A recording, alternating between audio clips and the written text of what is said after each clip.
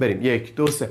بچه ها سلام، امیدوارم که حالتون خوب باشه. خیلی خوش آمد میگم ورودتون رو به جلسه اول دوره جامعه کنکورمون. قراره با مبحث تابع استارت بزنیم، ببینیم اصلا تابع چی هست، چی میگه، و بدونید بیشترین سوال کنکورتون از مبحث تابع است. حدوداً 5 تا سوال به صورت مستقیم ازش میاد. پس تو اگر الان بتونی جمعش بکنی، حرفه‌ای هم جمعش بکنی، ببین چه اتفاقی میفته. 5 تا 25%. هر تست شما در کنکور 5% 20 تا سوال دارید، هر سوال 5%. خب استارت تابع رو بزنیم بچه‌ها.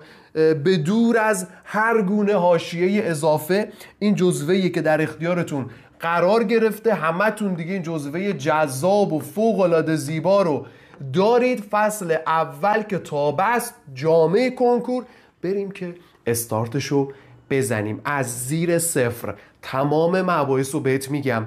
پس اگر فکر میکنی این بلد نیستی، قبلا نخوندی اینو، معلمت خوب بهت نگفته، سر کلاس توجه نکردی، هیچ اشکالی نداره، چون تماما همه قسمت ها رو من دوباره بهت خواهم گفت از زیر صفر. فقط تنها انتظاری که ازت دارم اینه که اون آموزش های ریاضیات صفری که گذاشتم، 3 جلسه هم هست، اونو دیده باشی.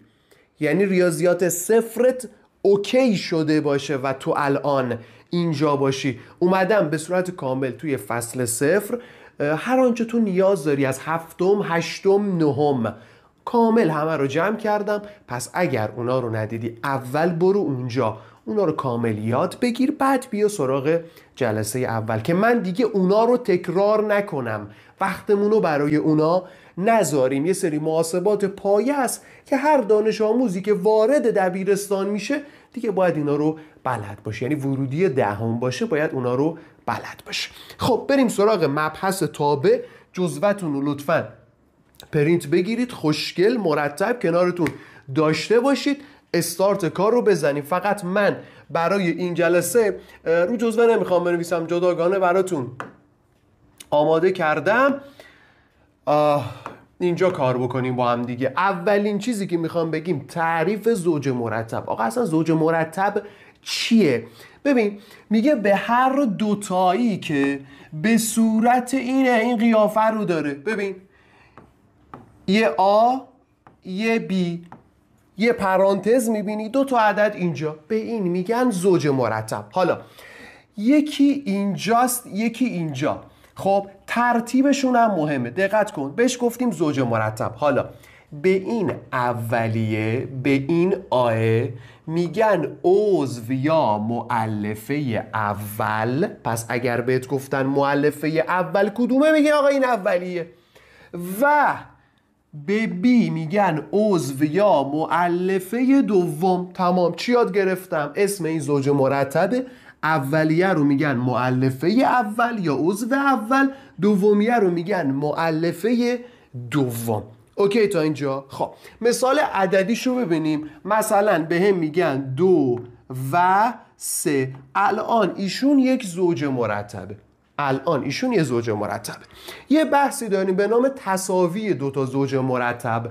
چه زمانی 2 تا زوج مرتب با هم دیگه مساویان، مساوی بودنشون. بچه ببینید یه زوج مرتب دارم آ و بی، یه زوج مرتب دارم سی و دی. میگه اینا با هم دیگه مساوی شدن.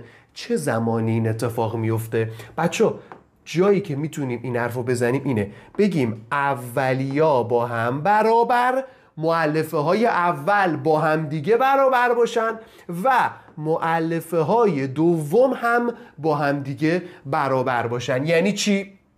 اولیا بچه این آه دیگه، میگم این آه باید مساوی سی باشه و این مؤلفه دوم یعنی بی مساوی دی باشه. پس اگر این اتفاق بیفته میگیم 2 تا زوج مرتب با همدیگه مساوی هن. این هم شرط تساوی 2 تا زوج مرتب.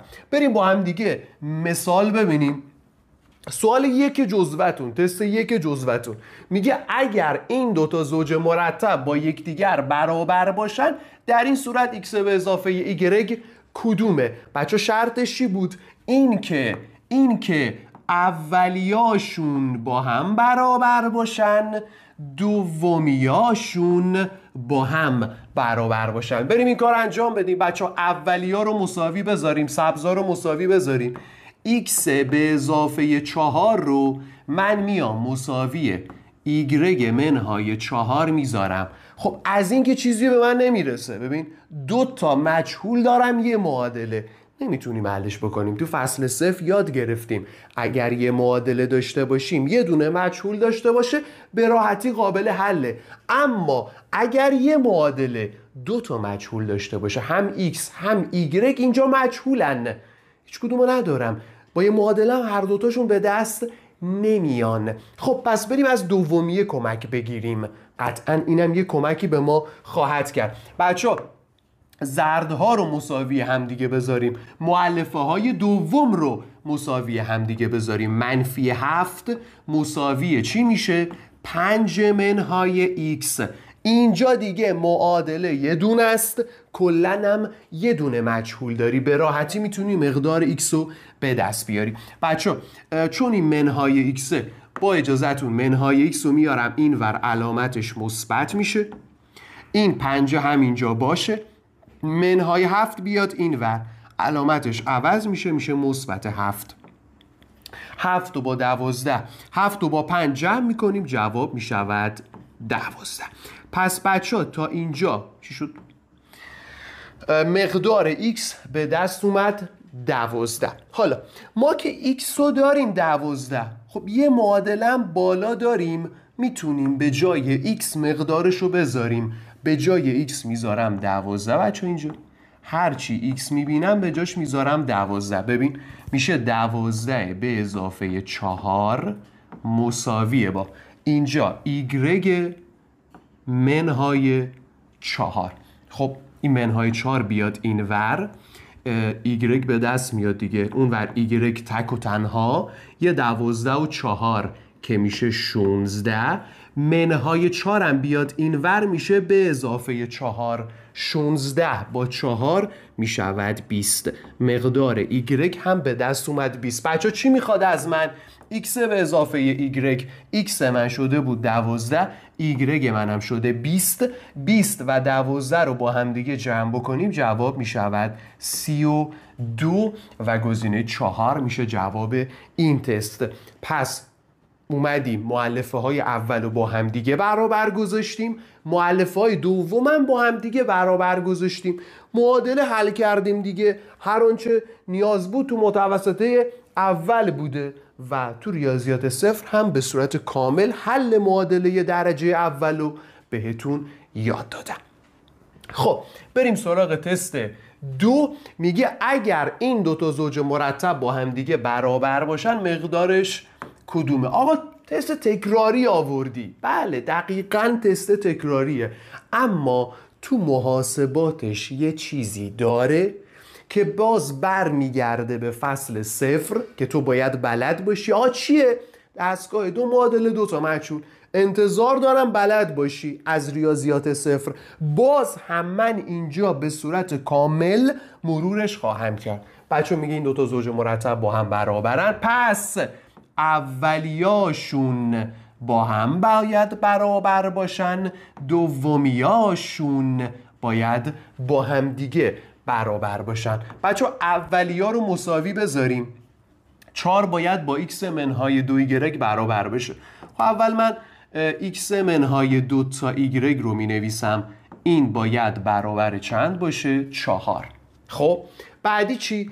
x به اضافه y هم باید برابر 3 باشه، x به اضافه y هم باید برابر 3 باشه. این چیزی که ما بهش میرسیم، ببین هر کدوم از این معادله ها 2 تا مجهول دارن، پس میرسیم به یه دستگاه 2 معادله 2 تا مجهول. بچه دستگاه 2 معادله 2 تا مجهول خدایی تو فصل 0 خیلی قشنگ و جذاب، خیلی با دقت گفتم که اینجا گیر نکنی، اینو باید بلد باشی تو. خب استراتژیمون چی بود؟ چی کار میکردیم؟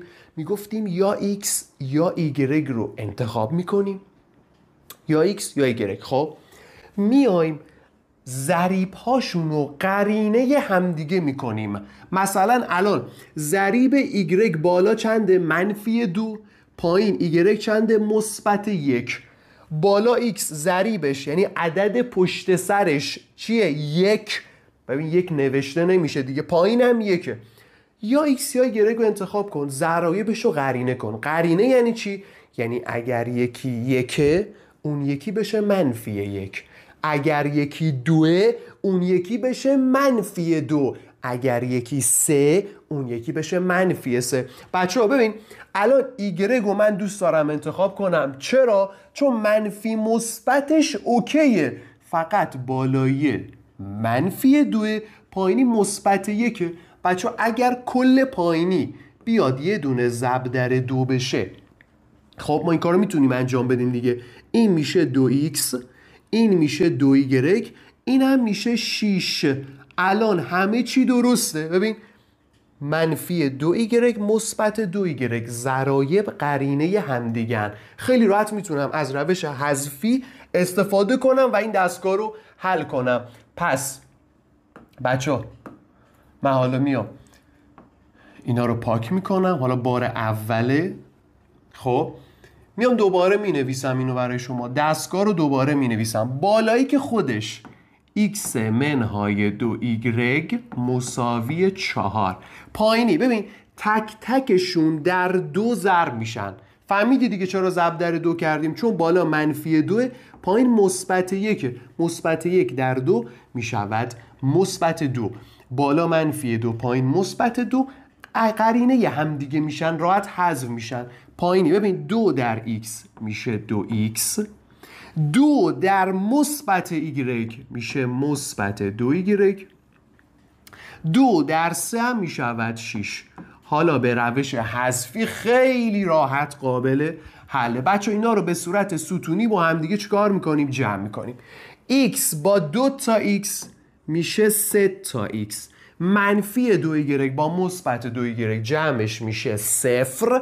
4 با 6 هم میشود 10. پس اینجا مقدار x به دست میاد دیگه بچه.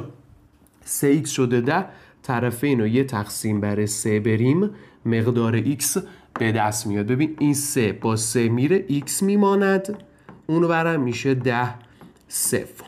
x به دست اومد 10 سوم، اما من مقدار x رو نمیخوام، y هم لازم دارم که x منهای y بهش تحویل بدم. میام x مساوی 10 سوم رو تو یکی از این معادله ها میذارم.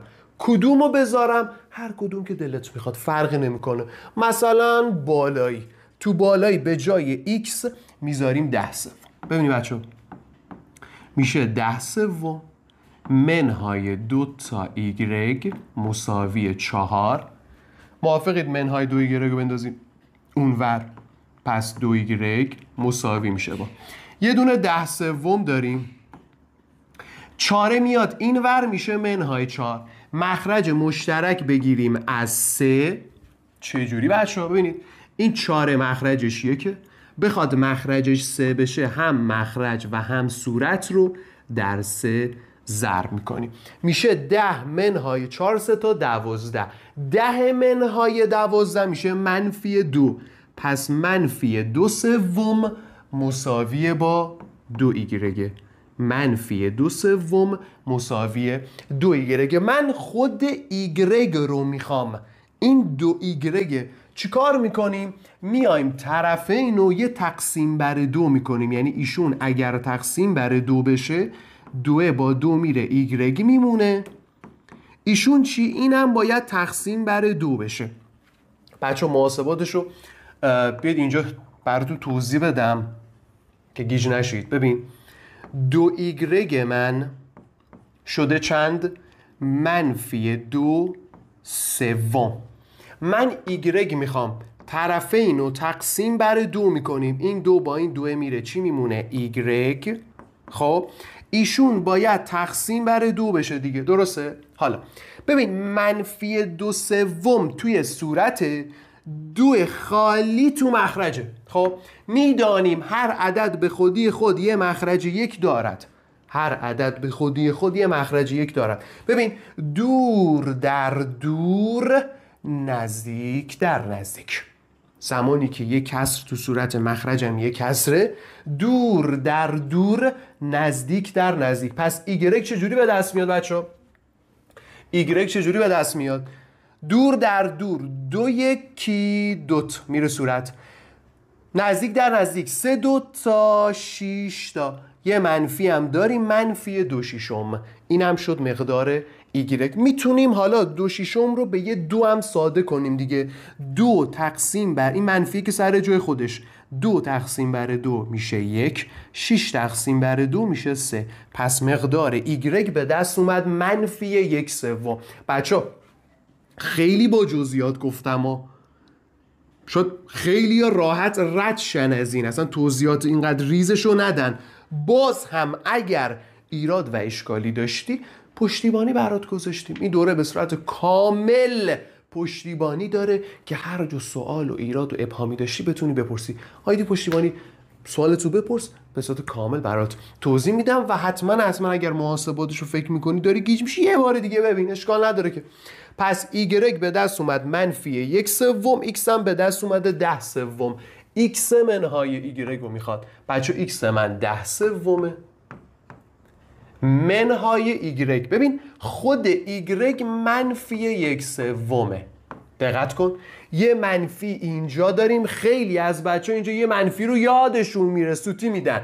پس ایکس هست 10/3 منهای، حالا خود ایگرگ هم منفی 1/3. بچه این 10/3 خودش منفی در منفی میشه مثبت 1/3.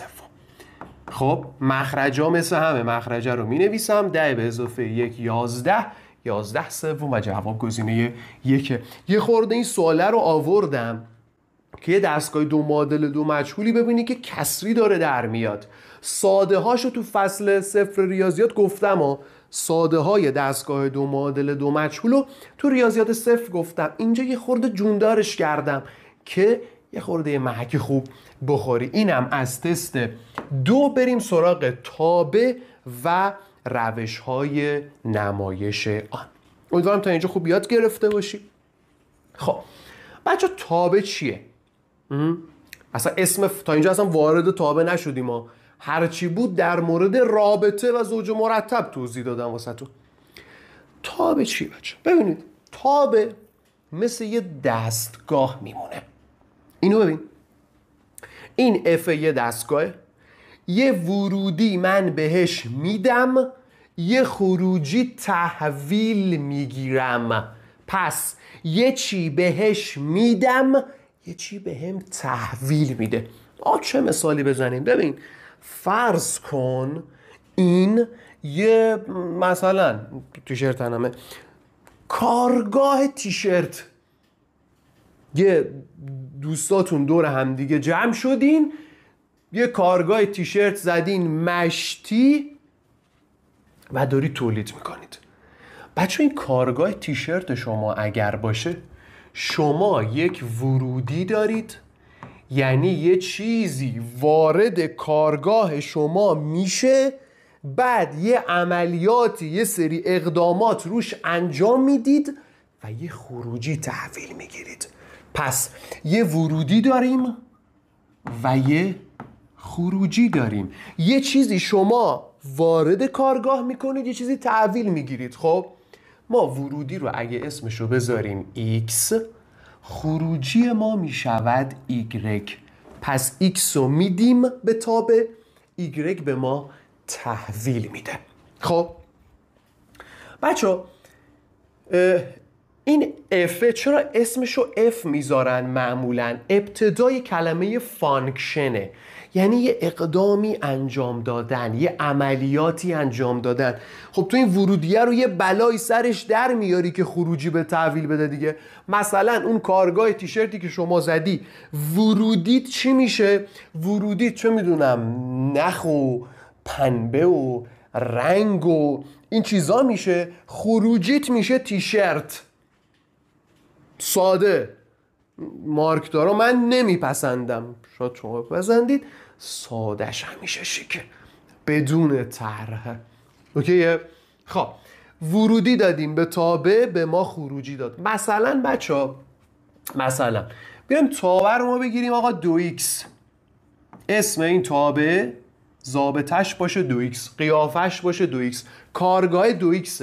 خب من میام به جای x مثلا میذارم 1. ببین ورودی 1 دارم بهش میدم.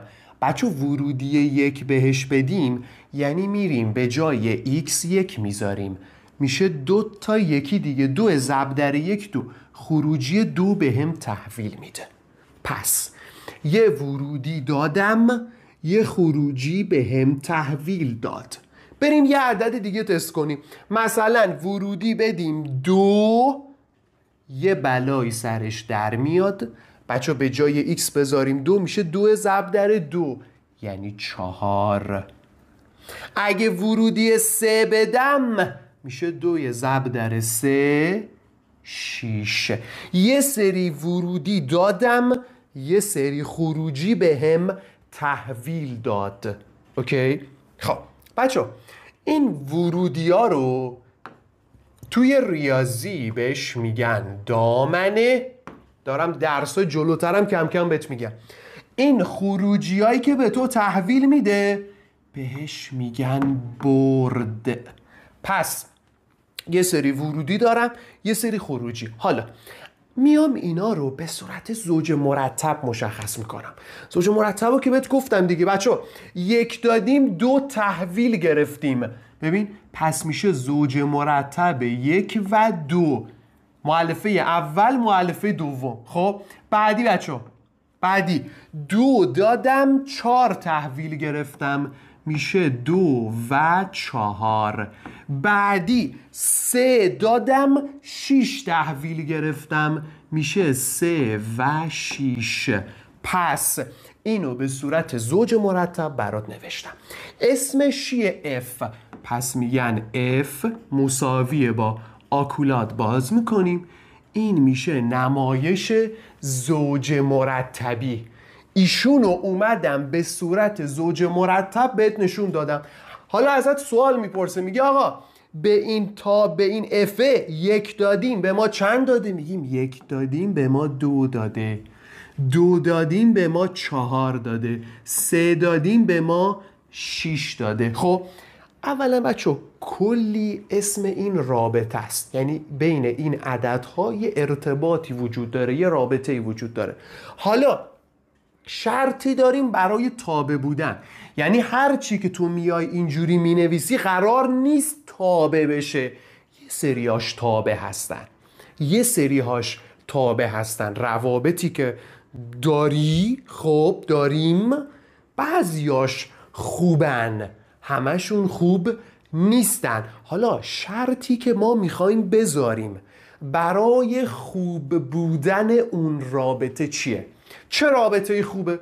توی ریاضی شرطی داریم برای تابع بودن. پس یه رابطه برقراره، برای اینکه اسم تابع روش بذارم یه اتفاقی باید بیفته. چه اتفاقی؟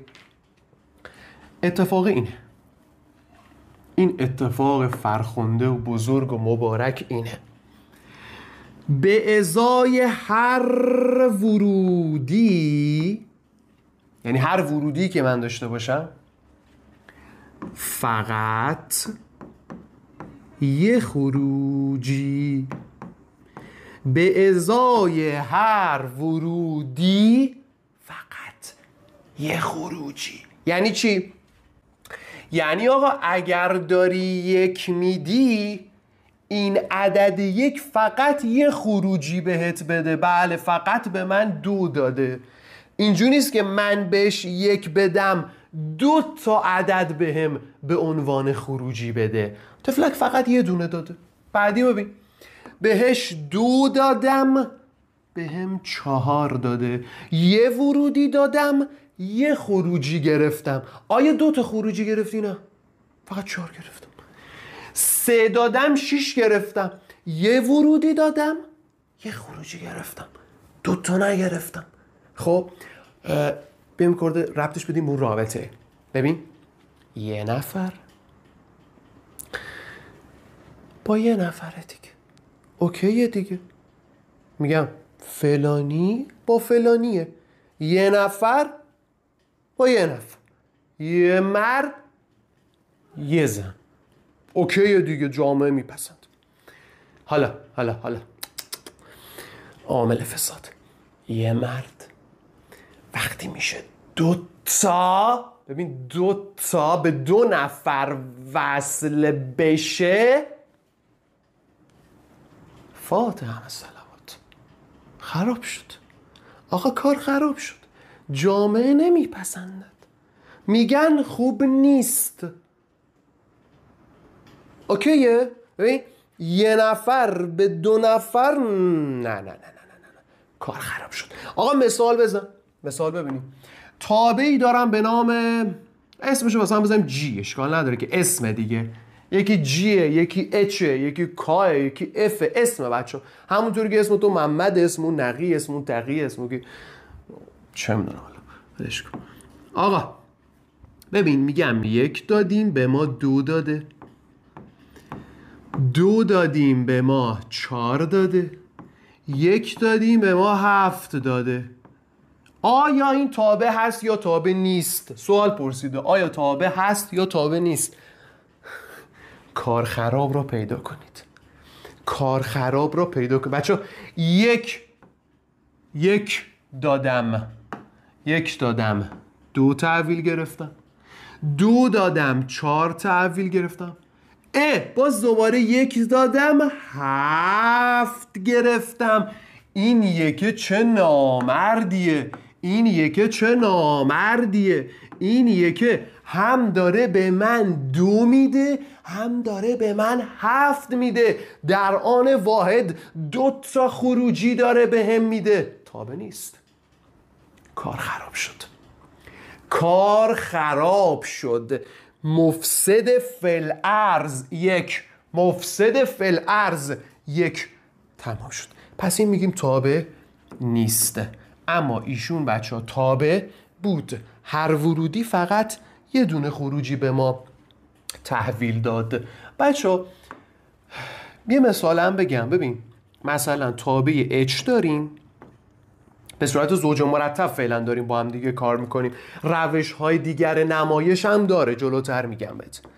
میگم 1 دادم 2 تحویل داده، 5 دادم 4 تحویل داده، 1 دادم 2 تحویل داده. آیا این تابع هست یا نیست؟ بچه به نظر شما بگید این تابع هست یا نیست؟ آقا 1 دادم 2 داده، فعلا که اوکی. 5 دادم 4 داده، این هم اوکی. 1 دادم، آها کار خراب. 1 دادم 2 داده، 1 دادم 2 داده. بچه این کار خراب نیست. ببین چرا؟ خب 1 دادی 2 رو داده، اینجا هم 1 دادی 2 رو داده، یعنی خروجی همون 2 است. خروجی آدم جدید نیست، همونه، فقط تکرار شده. در این مواقع ما میایم عضو تکراری رو هم در واقع میتونیم حذفش کنیم، عضو تکراری رو حذفش کنیم. اوکیه؟ پس این تابع هست، اینو تابع میگیریم، این مشکلی برامون نداره. این هم تابع. گرفتی تابع چیه؟ قشنگ گرفتی داستان چیه؟ خب پس تو کارگاه داشتیم، مثلا میمونه تو به اون کارگاهت مثلا ورودی ها رو بدی، یهو بهت مثلا چی بده؟ جوراب بده. تو تیشرت داری تولید میکنی دیگه، تابع نیست. بریم سراغ بحثمون، سراغ تستا. میگه کدام گزینه توصیفی از یک تابع نیست. بچه حالت خودمونی توصیفی اومده مثال زده. خب من از گزینه 2 شروع میکنم با اجازهتون، اشکالی که نداره. از گزینه 2 شروع میکنم. میگه رابطه بین هر فرد و وزنش در یک زمان مشخص. بچه همین لحظه وزن تو چنده؟ بگو وزن تو بگو. خب مثلا گفتی چند؟ 60. خب 60. الان تو وزنت 60. ممکنه 2 تا وزن داشته باشی؟ نه. الان مثلا جناب آقای چی بگیم اسمش؟ سلطان. این سلطان ما وزنش 60. آیا 2 تا وزن داره؟ نه. کیه توی یه لحظه 2 تا وزن داشته باشه؟ پس ایشون تابع هست، مشکلی نداریم. گفته تابع نیست، اونو بگو. 4. رابطه بین هر داوطلب و رتبه کشوریش. هر داوطلب یه رتبه کشوری داره. آیا 2 تا رتبه بهت میدن؟ نه. پس اینم تابع هست. اوکیه. یا جواب گزینه 1 یا جواب گزینه 3. 1 رو بررسی کنیم. میگه رابطه بین شعاع دایره و محیط آن. بچه شعاع دایره و محیطش. اول به من بگو محیط دایره چجوری به دست میاد؟ بچه محیط دایره یه رابطه ای داره. توی فصل 0 باز بهتون گفتیم میشه 2 پی آر. 2 عدد پی ضرب داره شعاع. خب ببین یه دایره اگر شعاعش 1 باشه محیطش میشه 2 پی ضرب در 1 میشه همون 2 پی دیگه. اگه شعاعش 2 باشه میشه 2 ضرب در پی ضرب در 2. 2 تا 4 تا میشه 4 پی. اگر یه عددی به عنوان شعاع قرار بگیره یه دونه هم محیط داره دیگه. آیا یه دایره در آن واحد میتونه 2 تا محیط داشته باشه؟ نه دیگه. نداریم همچین چیزی. پس ایشون هم در واقع تابع هست، مشکلی نداریم. اما این میگه رابطه بین یک عدد طبیعی و مضربهاش. بچه مثلا یه عددی داریم به نام عدد 2. میگه ایشون وصل میشه به مضربهاش. مضربهای 2 چی هم؟ 2 4 6 8 الی آخر. اینا مضربهاشن دیگه. میگه ایشون بیاد به اینا وصل شه، یعنی به هم 2 وصل شه، هم به 4 وصل شه، هم به 6، هم به 3. لعنتی چند نفر چند تا مضرب داره این عدد 2؟ ماشاءالله. پس ایشون کار خرابه، تابع نیست و جواب گزینه 3. اینم توصیفیش، یعنی زبانن اومد صحبت کرد. یه مثال میگه آقا کد ملی یک فرد میتونه تابع باشه؟ آره دیگه، هر فرد یه کد ملی داره. اثر انگشت، هر فرد یه اثر انگشت داره، متمایز اثر انگشتا، پس تابع هست. اوکیه؟ بریم تست بعدی. میگه اگر ایشون تابع باشد ام به اضافه n کدام است؟ خب تازه کار شروع میشه. سوالات جدی رو از اینجا به بعد قراره ببینیم. چی کار کنیم بچه؟ کاری که باید انجام بدینه دنبال کار خراب بگردی، دنبال مفسد فی‌الارض بگردی مفسدای فی‌الارض رو پیدا کنیم. بچه ببین ورودی ها رو دقت میکردیم دیگه. تمام اون چیزی که برامون مهم بود ورودی ها بود. اون ایکسه، اون مؤلفه اول نباید به 2 تا وصل میشد. ببین این 2 ورودیش، اینم ورودیش 2. مفسد فی‌الارض 2. مفسد فی‌الارض 2. میگه تو یه کاری کن تابع باشه. ببین الان تابع نیست، تو یه جوری مقدار ام و n رو به دست بیار که این یارو تابع در بیاد. بچه برای اینکه تابع در بیاد اتفاقی که باید بیفته دومی هاشونم شبیه همدیگه بشن. یعنی این 2-4 اینم بشه 2-4 که کپی همدیگه در بیان. اینجا گفتم کپی همدیگه در بیان اشکالی نداره. پس تو این مواقع که میگه اینو تبدیل به تابعش کن، دنبال مفسد فی‌الارض میگردیم. حالا سعی میکنیم تابعش کنیم. ورودی ها که مثل همه، پس خروجی ها یا همون مؤلفه های دوم هم باید با هم دیگه برابر باشن. بچه میایم ام به اضافه 2 رو مساوی چند میذاریم؟ -4. این مثبت 2 میره اون طرف، علامتش عوض میشه -2. -2 با -4 میشه -6. ام به دست اومد -6. حالا چیکار میکنیم؟ بچه امو که به دست آوردی، بیا توی تابع خودت هرچی ام میبینی به جاش منفی 6 بذار. پس کاری که اینجا الان ما میایم انجام میدیم بهش میگن بازنویسی. یعنی تابع رو دوباره واسه خودم مینویسم. تابع من F، 2 دادم به هم M به اضافه 2 داده. به جای منفی 6 بذاری منفی 6 به اضافه 2 میشه منفی 4. اینم دوباره 2 منفی 4. دیگه نوشتن نداره دیگه. تکراری رو گفتیم ننویسیم. بعدی M من منفی 6 و N به اضافه 1. آخری هم منفی 6 و 4. خب قراره که ایشون چی بشه؟ تابع بشه. دنبال کار خراب میگردیم. بچه کار خراب اینجاست. ورودی منفی 6، خروجی ها فرق میکنه. برای اینکه تابع بشه باید خروجی ها هم مثل همدیگه باشن. یعنی چی؟ یعنی n به اضافه 1 باید چند باشه؟ 4. به اضافه 1 رو میندازیم اون و علامتش عوض میشه منفی 1. 4 منهای 1 میشود 3. مقدار n به دست اومد 3. چی میخواد از من؟ m به اضافه n.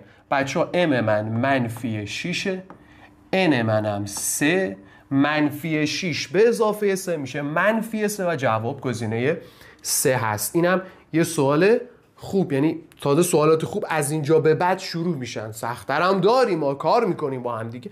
این آسونش بود برای اینکه دستت را بیفته.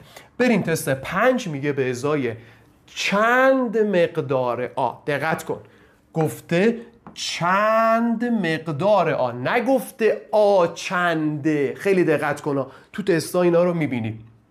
به ازای چند مقدار آ ایشون یک تابع را نمایش میدهد. بچه دنبال کار خراب بگردیم. کار خراب ببین. ورودی منفی 1، این که هیچی. ورودی منفی 1. برای اینکه تابع باشه بگو باید دومیاشونم با هم برابر باشن. یعنی A2 به اضافه 3A باید برابر چند باشه؟ 4 باشه. این کار انجام بدیم بچه. A به توان 2 به اضافه 3A رو میام مساوی 4 میذارم. 4 رو میارم این ور. 4 رو میاریم این ور. میشه A به توان 2 به اضافه 3A منهای 4 مساوی 0. میشه یه معادله درجه 2. معادله درجه 2 رو کجا یاد گرفتی؟ فصل 0. چقدر دارم ارجاعت میدم به این فصل 0. تو رو خدا برو خوب یاد بگیرش. برای حل ایشون از تجزیه استفاده میکنی. تبدیل به ضرب 2 تا پرانتز میشه. بچه چون A2 داریم اینجا آ نوشته میشه، اینجا آ.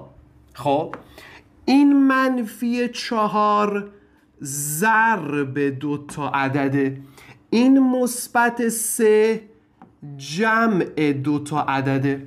بچه ها ضرب شده منفی. چه زمانی ضرب 2 تا عدد میشه منفی؟ زمانی که یکی منفی باشه یکی مثبت باشه. خب تو فصل 0 کامل توضیح داده. حالا 2 تا عدد بگو ضربش بشه منفی 4 جمعشون بشه مثبت 3. یه دونه ما در واقع 2 ضرب در 2 داریم که 4 میده. یکم 1 ضرب در 4 داریم که 4 میده. با 2 نمیتونیم جمع 3 بسازیم، پس از این استفاده میکنیم. فقط چون جمع مثبت عدد بزرگه رو مثبت میذاریم. یعنی 4 رو اینجا مینویسم، 1 هم اینجا مینویسم. الان ببین منفی 1 در مثبت 4 میشه منفی 4. منفی 1 رو با مثبت 4 اگر جمع هم بکنی جمعش میشه 3. ضرب این 2 تا پرانتز شده 0. ببین این پرانتزه در این پرانتز ضرب شده 0. تو فصل 0 باز گفتم چه زمانی ضرب 2 تا چیز میشه 0؟ یا اولیه 0 بوده باشه یا دومیه دیگه. پس یکی از اینا 0 بوده که 0 ضرب در اون شده 0.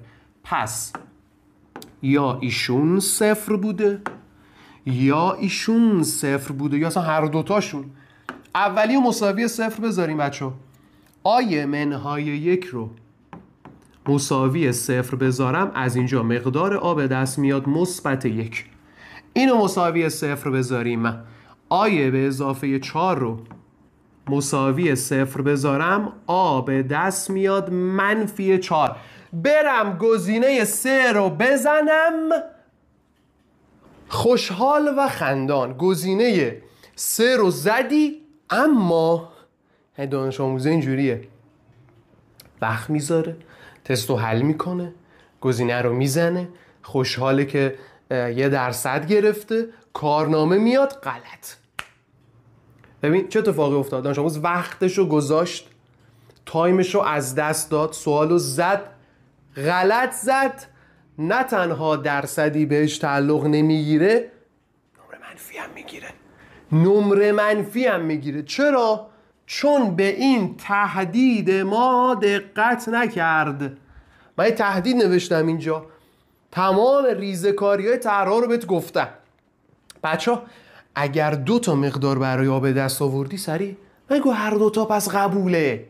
نه، ممکنه یکیشون تو زرد از آب در بیاد، ممکنه یکیشون کارو خراب بکنه برای تابع تو. آقا پس چیکار کنیم؟ مقدارهایی که به دست آوردی رو تست کن. یارو برات یه چیزی میاره، لباس میاره، تو پرو نمی کنی؟ همینجوری ور نمیداری نمیری که پرو میکنی. خب اینا رو رفتی زحمت کشیدی بهت داده، اوکی، یه تست کن، یه تست کن ببین اوکیه. بچه من میام تست میکنم اینا رو. چه جوری تست میکنی آقا؟ به جای آ میذارم 1 تو تابع خودم. بچه هرچی آ میبینم به جاش 1 میذارم. ببین اینجا رو میشه -1 و آ2 به اضافه 3، آ1 به توان 2، 1 به اضافه 3 میشود 4. بعدی منفی آ میشه -1 و 1 به اضافه 4 میشه 5. بعدی هم که همین -1 و 4 اولیه دیگه، نوشتن نداره. آخری 4 و 4. بچه همینجا کار خراب مشخص شد دیگه. ببین چه اتفاقی افتاد. زوج مرتب اولی و دومی رو ببین، ورودی ها مثل همه اما خروجی ها فرق میکنه، پس ایشون تابع نمیشه. 1 غلطه، 1 رو نمیخوام. دیدی؟ 1 رو به دست آوردی و اما زد تابع تو رو خراب کرد. پس هر لباسی که برات میارن و تو نمیپوشی، پرو میکنی اگه اندازت شد. بعدی بچه این دفعه به جای میذارم -4. اگر به جای آ بذارم -4، تابع من چجوری میشه؟ ببین هر چی آ میبینی -4 بذار. -1 و این طبیعتا باید بشه 4 دیگه. ببین -1 دادیم با 4 بده، حساب کتابم بکنی میشه 4. ببین -4 به توان 2 16 منها به اضافه 3 تا -4 میشه 12. یه منها هم داره -12. 16 منهای 12 باز دوباره 4. بعدی ببین میشه -آ، آیت -4، یه منفی پشتش بذاری میشه 4 و آیه به اضافه 4 به جای آ -4 بذاری میشه -4 به اضافه 4 0. بعدی که باز دوباره خودشه، زوج مرتبه، آخرت هم 4 و 4. کار خراب رو پیدا کردی باز دوباره. آقا 4 دادم 0 داده، 4 دادم 4 داده. نه این -4 هم غلطه. اینم تو زرد از آب در اومد. جواب میشه هیچ مقداره این نیست. سوتی ندی. ببین تهدید گذاشتم برات، جوابهایی که به دست میاری رو تستش کن، همینجوری راحت قبولش نکن. بریم تست بعدی. کم کم این نکات رو بچه ها میبینی خیلی فوق‌العاده این جزوه چیده شده، فوق‌العاده جذاب این جزوه آماده شده. تمام نکات رو ریز به ریز برات آوردم. کل دوره همینجوریه. لذت ببر اینجا. تست 6 اگر این رابطه تابع باشد، این کدوم است؟ انسانی 98. بچه میریم و چیکار میکنیم؟ دنبال کار خراب میکردیم. کار خراب رو پیدا کن. بچه 3 دادم، آیه به اضافه 2 گرفتم. 3 میتونی پیدا کنیم؟ بله ایشون. 3 دادم 7 گرفتم. برای این که تابع بشود آی به اضافه 2b باید مساوی 7 بشه. بچه آ به اضافه 2b باید مساوی چی بشه؟ 7 بشه. ببین یه معادله است 2 تا مجهول داره، طبیعتا نمیتونیم حلش کنیم، باید دنبال کارخراب بعدی بگردیم. کارخراب بعدی ببین 5 دادم 4 داده، 5 دادم 2 منهای b داده. برای اینکه تابع بشه باید این 4 با 2 منهای b برابر بشه. پس 2 منهای b رو هم میام مساویه چند میذارم؟ 4 میذارم. دستگاه دو معادله دو مجهول، فصل صفر.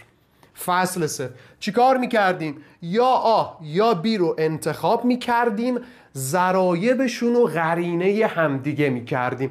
چی دوست داری؟ بچه طبیعتا بی بهتره. چرا؟ چون مثبت و منفیش اوکیه، فقط یه عدد میمونه در حد یه عدد. چون بالا مثبت 2، پایین باید بشه منفی 2، پس کل پایینی رو میام ضرب در 2 میکنم. خب بچه اگه پایینی رو ضرب در 2 کنیم میتونیم همینجا بنویسیم. ببین این 2 میشه 4، این منهای بیه میشه منهای 2b، این 4 هم ضرب در 2 بشه میشه 8. پس دیگه دوباره نویسی نکردم. سر جلسه تو این کار انجام میدی که فضا داشته باشی برای حلت. پس این دیگه رفت. چه اقدامی انجام شد پس بچه ها؟ پایینی ها کلن در 1 2 ضرب شدن. بریم دستگاه حل بکنیم بچه ها. به صورت ستونی اینا رو با هم دیگه جمع میکنیم. آ به اضافه 4a میشه 5 تا آ، مثبت 2b با منفی 2b خداحافظ، 7 با 8 میشه 15، 5a شده 15، پس مقدار آ به دست میاد 5 چند تا؟ 15 تا، 5 3 تا، پس مقدار آ به دست میاد 3. یا مثلا اونایی که خیلی حالا ساده میخوان یاد بگیرن، طرفین رو تقسیم بر ضریب آ میکنیم، این 5 با 5 میره آ میماند، 15 تقسیم بر 5 هم 3. آ شد 3، یا بالایی یا پایینی، به جای آ 3 میذاریم، مقدار بی هم به دست میاد. مثلا بالایی بچه، تو بالایی اگه به جای آ 3 بذارم میشه 3 به اضافه 2 تا بی مساوی 7، این 3 بره اونور، پس 2b مساوی میشه با از 7 این 3 بره اونور میشه منفی 3، 7 منهای 3 میشه 4، 2b شده 4، پس طبیعتا b بوده 2. مقدار a2 منهای b2، a2 بچه 3 به توان 2 میشه 9، b به توان 2، 2 به توان 2 4، 9 منهای 4 میشه 5 و گزینه 3 میشه جواب این تست انسانی 98. خدایی میبینی پله به پله اومدیم جلو و الان یه تست ساده بود برامون. خب تست 7، اگر ایشون یک تابع باشد مقدار این چند برابر ایشونه. بچه یه لحظه برگردم تست قبلی، انسانی 98، اینو ببین، انسانی 1401. آیا کسی که اینو حل میکرد نمیتونست اینو حل کنه؟ فقط گفته ایشون چند برابر اینه، یعنی اینو به دست میاری اینم به دست میاری، نگاه میکنی ایشون چند برابر اینه، اینو هم حل کنی که جلوتر باز بهتون تکلیف بدم. چی کار میکنیم؟ برای بار انوم دنبال کار خراب میگردیم. بچه کار خراب ببین، 1 دادیم x منهای 2 y داده، بریم جلو، اینجاست 1 دادیم منفی 7 داده. برای اینکه تابع باشه باید یه اتفاقی بیفته، این x منهای 2y باید برابر چند باشه؟ منفی 7. یه معادله 2 تا مجهول، نمیتونیم طبیعتا حلش کنیم، دنبال کار خراب دوم میگردیم. بچه ببین چون اینجا x به اضافه y ورودیش 9، دنبال یه 9 دیگه بگرد، اینجاست 9 دادیم 5 داده، 9 دادیم x به اضافه y داده. برای اینکه تابع باشه این دومیاشون مؤلفه‌های دوم باید برابر باشه، یعنی x به اضافه y باید برابر چند باشه؟ 5 باشه. دستگاه دو معادله دو مجهول. ببین چقدر مهمه این دستگاه. مثلا یه گرگ رو باز انتخاب کنیم دیگه، چون منفی مثبتش اوکیه، پایینی یه 2 کم داره، یه 2 بذاریم براش، یعنی کلش رو ضرب در 2 کنیم، کل اینو ضرب در 2 میکنیم و وقتی ضرب در 2 میکنیم این میشه 2x، این میشه 2y، این 5 من دیگه میشه 10. خب پس اینو بردارم دیگه. خب بچه بریم به صورت ستونی اینا رو با هم جمع کنیم. x با 2x میشود 3x، منفی 2y با مثبت 2y خدافظ، منفی 7 با مثبت 10 میشه 3. 3x شده 3، پس x چند بوده؟ 1 بوده دیگه، 3 ضرب در 1 میشه 3.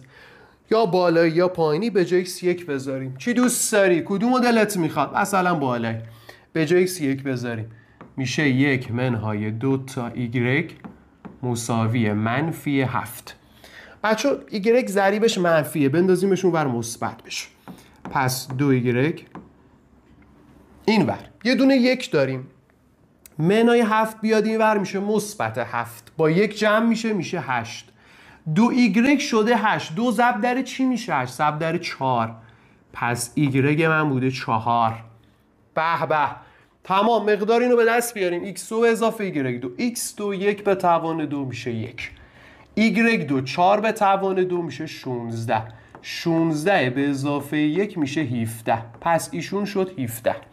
اینو حساب کنیم، منفی x من 1، یه منفی پشتش بذاریم میشه منفی 1، منفی 4y، 4 ضرب در 4 میشه 16، منفی 1 با منفی 16 میشه منفی 17.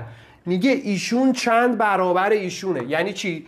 یعنی اولیه رو تقسیم بر دومی کن، 17 تقسیم بر منفی 17، 17 با 17 میره، جواب میشه منفی 1، یعنی گزینه 3. داری لذت میبری دیگه از ریاضی، جذابیتش اینجاست بچه‌ها، وقتی که یاد میگیری درس، این خیلی مهمه. حفظ کردن نه، اصلا ریاضی حفظی نیست که مثل تاریخ و چه میدونم روانشناسی و اینا بیای باش درگیر بشی. باید یاد بگیری، باید مفهوم رو درکش کنی. وقتی درک کردی کم کم سوالات رو از ساده شروع میکنی، کم کم لولش رو میاری بالا، میرسی سوالات متوسط، سوالات سخت و دیگه برات ریاضی جذاب میشه. پس اینو خیلی دقت کن، ریاضی درس حفظی نیست، باید درکش کنی و بعد سوالات متنوع ببینی، قلقهای حل سوال، ترفندهای اون طرح چیه، اونا رو یاد بگیری که بتونی سر جلسه کنکور ازش استفاده کنی. کجا بهتر از این دوره؟ بریم سراغ سوال بعدی. میگه رابطه ایشون یک تابع است، مقدار x2 به اضافه y2 کدام است؟ این دی 1401 بوده.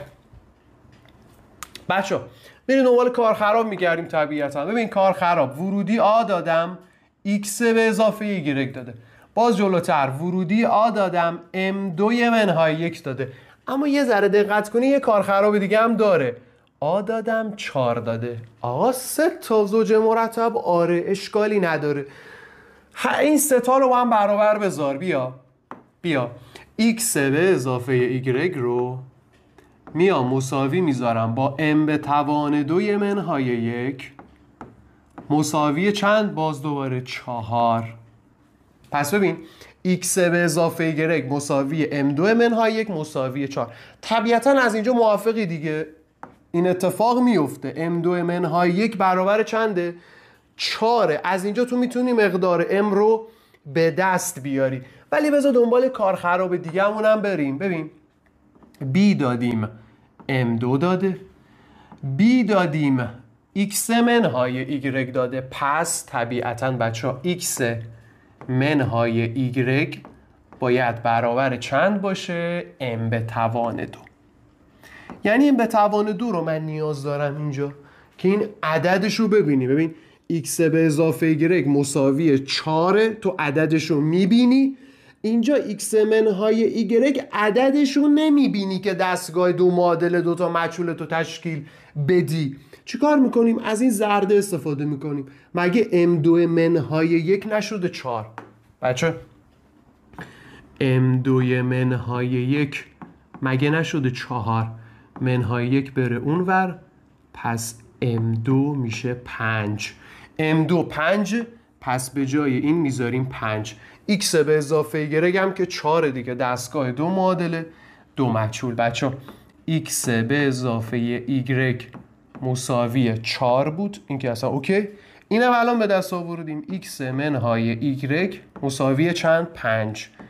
خدای دستگاهش خیلی راحته. چرا؟ چون آماده است.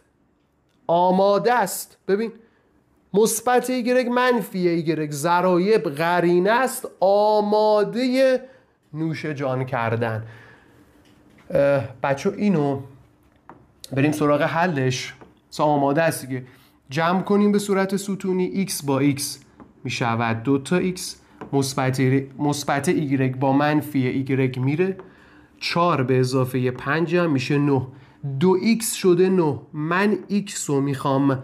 x طبیعتا میشه 9 تقسیم بر 2 یعنی 4.5 یا 9 دوم. یا 9 دوم. ببین این ور رو تقسیم بر ضریب x میکنم، این ورم تقسیم بر ضریب x میکنم. 2 با 2 میره x میماند، x به دست میاد 9 دوم. بچه x شد 9 دوم. توی یک از اینا بذاریم مثلا بالایی. تو بالایی به جای x بذاریم 9 دوم به اضافه y مساوی 4. این بره اونور، پس y میشه 4 منهای 9 دوم.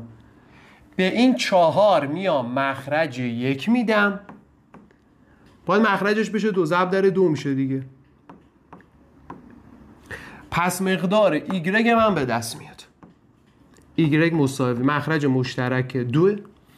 4 2 تا 8 تا 8 منهای 9 میشه منفی 1.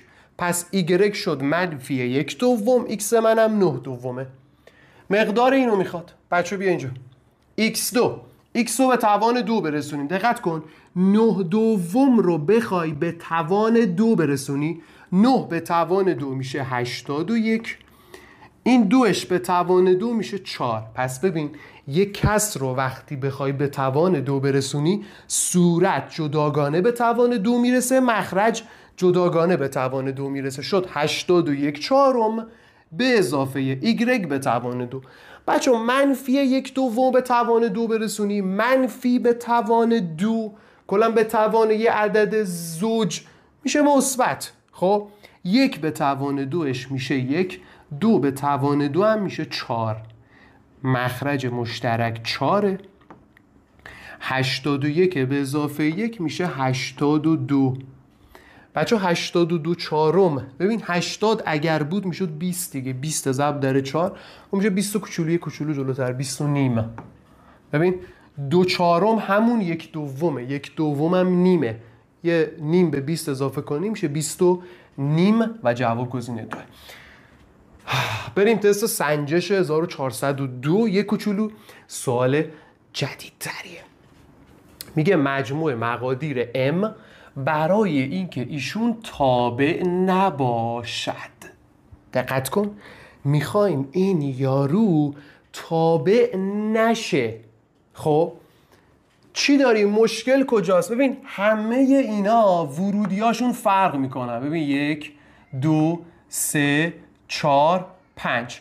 این آخری رو میگه یه جوری بچین، یه جوری تعیین کن که ایشون تابع نشه. یعنی مفسد فی‌الارض پیدا شه.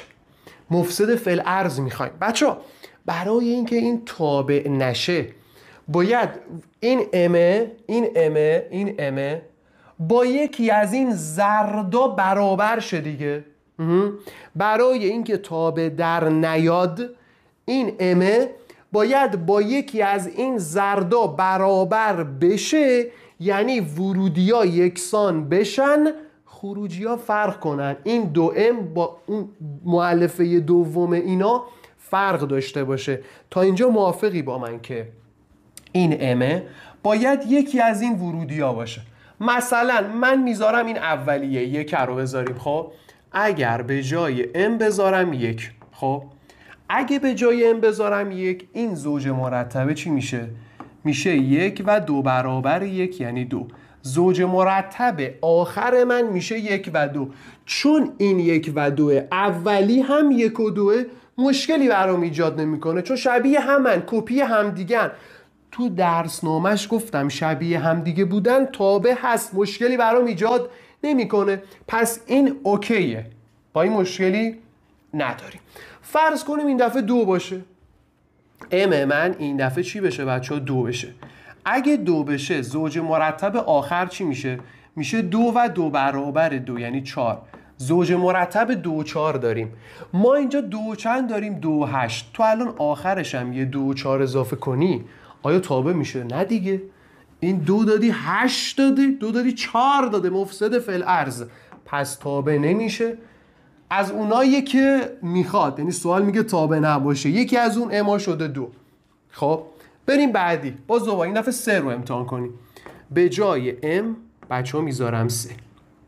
اگه 3 بذارم زوج مرتب 3 و 6 میده دیگه. 3 و 6 میده. 3 و 6 ببین این 3 و 3 این 3 و 6 پس دیگه تابع نیست. اینم جزو مد نظر سواله. بریم 4 بذاریم این دفعه. به جای این بذاریم 4. 4 بذاریم زوج مرتب من میشه 4 و 2 برابرش یعنی 4 و 8. بچه 4 و 8 رو داریم. این هم شده 4 و 8. اوکی تابع هست. مشکلی برام ایجاد نمیکنه. و آخری 5 رو بذاریم. اگه به جای ام بذارم 5 زوج مرتب میشه 5 و 2 برابرش یعنی 10. بچه این 5 و 6 تو آخری رو به دست آوردی. 5 و 10 کار خراب، مفسد فی الارض، پس تابع نمیشه. چند تا مقدار پیدا کردیم که تابع نمیشه؟ 3 تا. یه دونه 2، یه دونه 3، یه دونه هم 5. میگه مجموع مقادیر ام، یعنی اینا رو با هم جمع کن. 2 3 5 با 5 10 و جواب میشه گزینه 2. پس گرفتی چیکار کردیم؟ یه سری ام اختیار کردیم، خودمون گذاشتیم. از کجا؟ از زوج مرتبای قبلش استفاده کردم. طبیعتا اگر بخواد تابع نباشه باید ورودیاشون مثل همدیگه باشه، خروجی‌ها فرق کنن. دونه دونه از ورودی‌ها انتخاب کردم به جای این ام. نگاه کردم قبلش آیا شبیهش وجود داره یا نداره. اگه وجود داشت خب تابع میشد، مشکلی پیش نمی اومد چون تکراری میشد. اگر فرق میکرد مثل این 3 تا تابع نمیشد، یعنی همون چیزی که طراح مد نظرش بود. در نهایت هم اینا رو با هم دیگه جمع کردیم. تست 10 میگه فرض کنید ایشون توصیف کننده یک تابع باشه، تعداد عناصر F کدام است؟ بچه تقریبا میشه گفت تست جدیدی بود که انسانی 1400 مطرح شد و باید شما اینو قشنگ تحلیلش کنی واسه خودت. زوج مرتبا رو خودت بیای و بنویسی، ببینی داستان از چه قرار بوده. خب ببین تابع F دارم، میگه زوج مرتب من اینه آ و آ به توان 2. خوب دقت کن برات کامل تفسیرش میکنم. پس زوج مرتبمون اینه آ و آ2. حالا این آ چیه بچه ها؟ خودش گفته این آ هست 0 1 2. پس ما یه زوج مرتب داریم آ و آ به توان 2. حالا اون آ 0 هست، 1 هست، 2 هست. این علامتی که اینجا میبینید بهش میگن اجتماع. علامت اجتماع فصل 1/12 بهتون میگن تو مجموعه ها. یعنی همه رو یک کاسه کن. یعنی سمت چپیه رو حساب کن، این سمت راستیه هم برو حساب کن، همه رو بریز رو هم. خب بریم زوج مرتبا اینو اول به دست بیاریم، بعدا میریم سراغ زوج مرتبای سمت راستی. سمت چپی ببین آ و آ2 داری. آ از اینجا بریم آ رو انتخاب کنیم. اول آ رو 0 بذاریم. بچه ها میرم به جای آ میذارم 0. اگه آ رو 0 بذارم این میشه 0 و 0 به توان 2 که میشه 0. پس زوج مرتب اول من شد 0 و 0 به همین سادگی، به همین زیبایی. 0 رفت 1. بچه میرم به جای آ میذارم 1. اگه 1 بذارم به جای آ میذارم 1 و این میشه 1 به توان 2. 1 به توان 2 هم 1. پس زوج مرتب بعدی شد 1 و 1. آخری به جای بذاریم 2. بچه به جای بذارم 2 میشه زوج مرتب 2 و 2 به توان 2 که میشه 4. پس زوج مرتب آخر منم شد 2 و 4. این 3 تا به هم داد. بریم سراغ این چیه؟ ببین میگه آ رو بذار اول، مؤلفه اول. مؤلفه 2 چیه؟ آ به اضافه بی. آ به اضافه بی که این آبی از کجا دارن میان؟ از این مجموعه، از مجموعه 0 1 2. پس آ و بی رو از کجا باید اختیار کنیم؟ از اینا 0 بذاریم، 1 بذاریم، 2 بذاریم. تمام حالتها رو باید در نظر بگیریم. ببین برای اینکه هیچ حالتی باقی نمونه، اشتباه نشه، ببین من میگم آ رو اول بیایم 0 رو در نظر بگیریم، حالا بی رو بیایم تغییر بدیم. یه بار بی رو بیایم 0 بگیریم، یه بار بی رو بیایم 1 بگیریم، یه بار بیایم بی رو 2 بگیریم. ببین تمام حالت ها گرفته میشه. پس آ رو گرفتم 0، حالا بی رو بگیریم 0، بی رو بگیریم 1، بی رو بگیریم 2. بعد میایم آ رو هی تغییر میدیم. آ رو میذاریم 1، حالت آخرم آ رو میذاریم 2. تمام حالت ها نوشته خواهد شد. پس آ و بی از کجا میان؟ از این مجموعه، از مجموعه 0 و 1 و 2. آبی باید از اینجا بگیریم. آ رو گرفتم 0، بی رو تغییر دادم 0 1 2. بچه زوج مرتب اینو بگید به من. بگید. ببین اولی آی من چنده؟ 0 و آی به اضافه بی. 0 رو با 0 جمع کنیم میشه 0. این از این. بعدی بی من 1. بی من 1. اولی آی دیگه. آی من 0، اینجا جمعشون کن. آ به اضافه بی. 0 به اضافه 1 میشه 1. بریم بعدی. بچه آی من 0، جمعشون 0 به اضافه 2 میشه 2. اینجا هم 3 تا به هم داد. اینجا هم 3 تا به هم داد. بریم حالت بعدی. حالت بعدی اینه که آ رو بیام 1 بذارم. آ رو 1 بذارم بی 3 حالت داره. بی میتواند 0 باشد، بی میتواند 1 باشد، بی میتواند 2 باشد. آقا تمام حالت ها رو بنویسیم. تمام حالت ها رو بنویسیم. اولی آی من چنده؟ 1. دومی جمعشونه 1 به اضافه 0 1. اولی آی منه 1، دومی جمعشونه 1 به اضافه 1 2. اولی آی منه، دومی جمعشون 1 به اضافه 2 3. یه حالت مونده بچه. یه حالت مونده بچه. اینجا می نویسم با اجازتون. به جای آ بذاریم 2 و بی رو تغییر بدیم. بی رو بذاریم 0، بی رو بذاریم 1، بی رو بذاریم بگو 2. بریم بچه زوج مرتب. اولی آی منه 2 و جمعشون 2 به اضافه 0 2. اولی آی منه 2، دومی جمعشون 2 به اضافه 1 3. اولی آی منه 2، دومی جمعشون 2 به اضافه 2 4. تمام. همه رو نوشت. چند تا شد کلا؟ چند تا شد کلا؟ 3 تا 3 تا 3 تا 3 تا 4 3 تا 12 تا. خوشحال و خندان گزینه 4 رو میزنی و غلط هم میزنی. وقتت رفت. نمره منفی هم گرفتی. بچه باز دوباره یه تهدید داری. آقا تهدیدت چیه؟ بچه اولا اینکه ما عضو تکراری نباید داشته باشیم. همون اول بهتون گفتم عضو تکراری دی حذف کن. الان ببین 0 و 0 اینجا داری، اینجا هم داری، پس یکیشو باید حذف کنی. 1 و 1 اینجا داری، اینجا هم 1 و 1 داری، یکیشو باید حذف کنی. 2 4 اینجا داری، اینجا هم داری، یکیشو باید حذف کنی. چند تا میمونه؟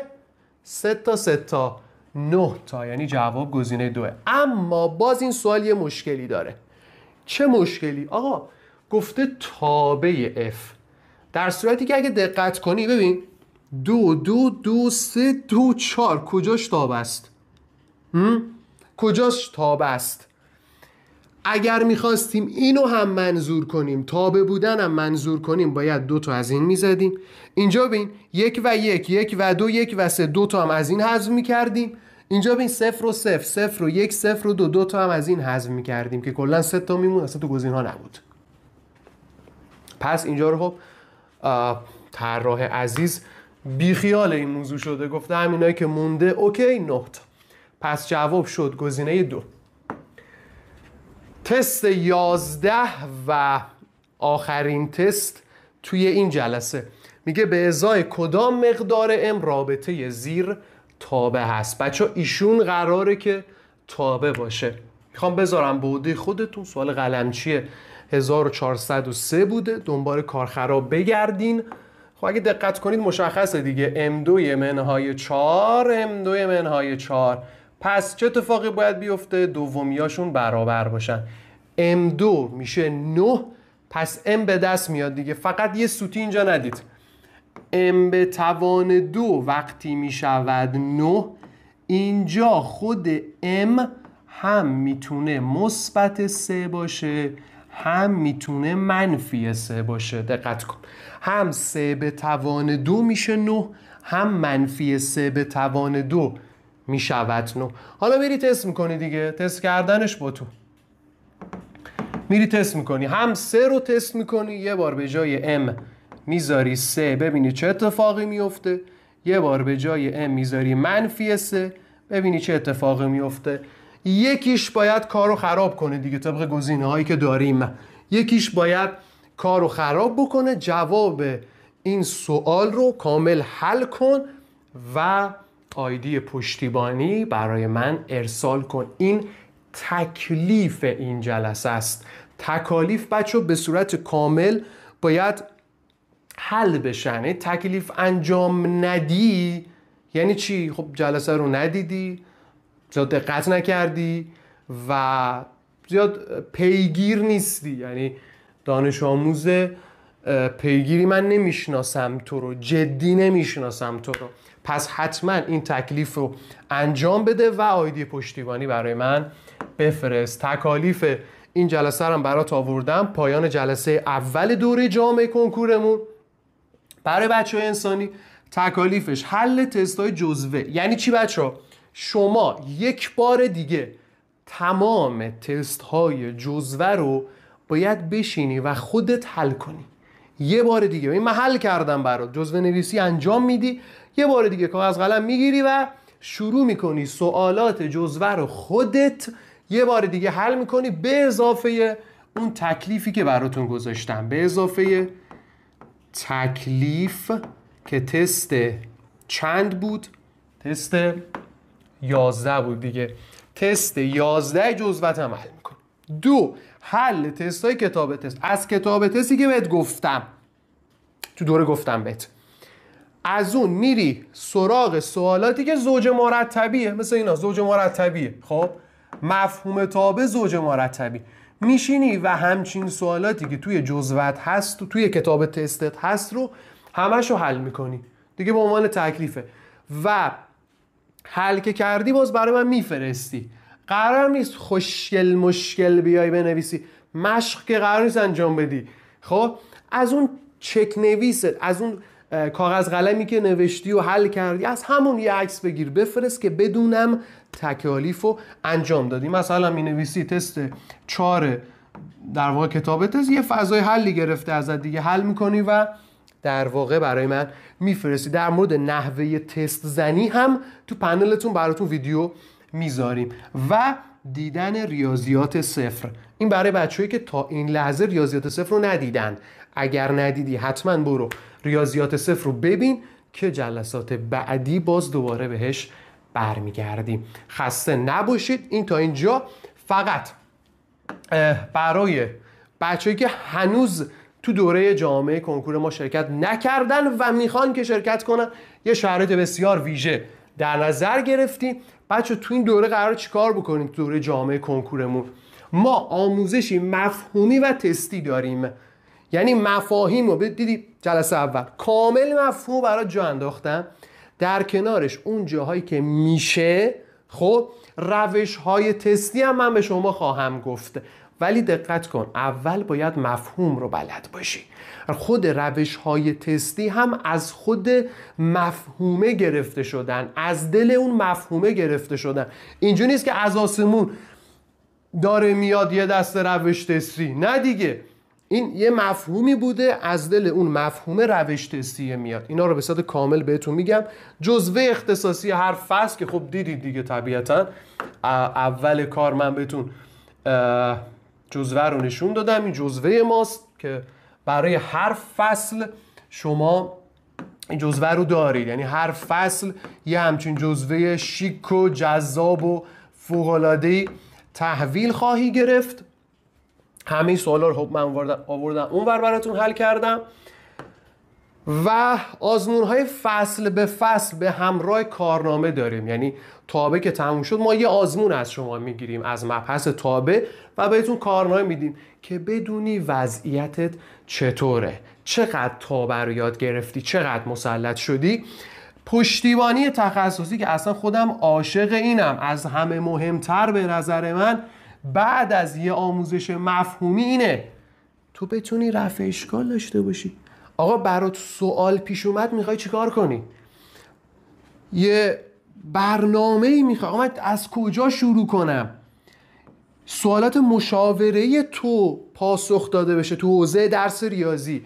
کی ریاضی رو تمام بکنم؟ چجوری تست ریاضی بزنم؟ چجوری ریاضی رو جمع‌بندی کنم؟ خیلی مهمه اینا. ساعت مطالعه‌ام چقدر باشه؟ همه اینا تو پشتیبانی تخصصی برات قرار گرفته. تخصصی صرفا برای درس ریاضی، پس دیگه سوال و ابهامی برات نمیمونه. هر جا برات سوالی پیش اومد، چه تو دوره، چه زمانی که کتاب تستتو باز کردی داری تست میزنی، چه زمانی که جزوه کلاس رو شروع کردی داری خودت میخونی، هر جا برات سوال پیش اومد آیدی پشتیبانی داری. خودم شخصا به سوالاتتون پاسخ میدم. و یه هدیه فوق‌العاده بچه‌هایی که الان تو دوره جامعه شرکت میکنن همایش جمع‌بندی کنکور از من هدیه میگیرن. یعنی یک هفته 10 روز قبل از کنکورت ما یه همایش میذاریم، کل مباحث کنکورتو یه جمع‌بندی میکنیم با هم دیگه. خیلی فوق‌العاده، خیلی جذاب. سوالات احتمالی رو هم پیش بینی میکنم بهت میگم. کجا؟